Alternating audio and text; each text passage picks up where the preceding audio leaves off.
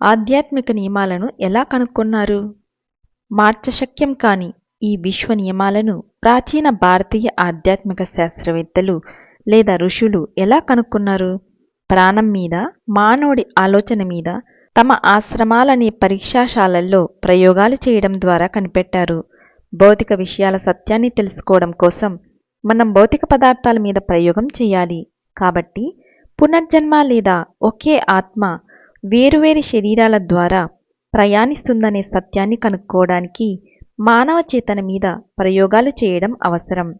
ఈ ప్రాచీన శాస్త్రవేత్తలు మానవుడి అహం జాగ్రత్తావస్థలోనూ, స్వప్నాలలోనూ, గాఢమైన కలలు లేని నిద్రాస్థితులలో, ఒకరి జీవితకాలంలో మారే అన్ని అనుభవాలలోనూ, ఆలోచనలలోనూ తన ఉనికిని కొనసాగిస్తూనే ఉంటుందని కనుక్కొన్నారు. ప్రత్యక్షమైన అనుభూతులు మారాయి. పరిసరాలు, ఇంద్రియానుభవాలు, ఆలోచనలు, శారీరక స్థితులు మారాయి. కానీ నేను ఉన్నాను అనే అహం ఉనికి పుట్టుక నుంచి మరణం దాకా మారలేదు.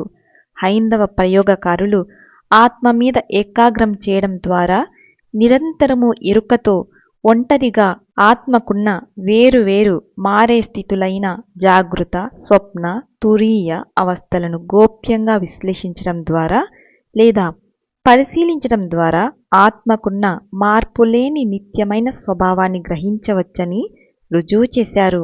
సాధారణంగా ఒకరు తాము మెలకువలో ఉన్న స్థితిని, అప్పుడప్పుడు తమ స్వప్న స్థితిని కూడా తెలుసుకునే ఉంటారు. కలగంటున్నప్పుడు తాను కలగంటున్నానని ఒక వ్యక్తి ఎరిగే ఉండడం అసాధారణమేమీ కాదు.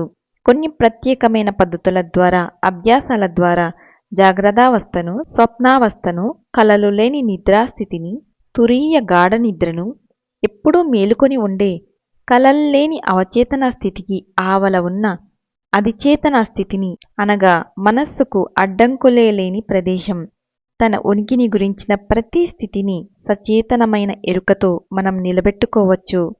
Thank you.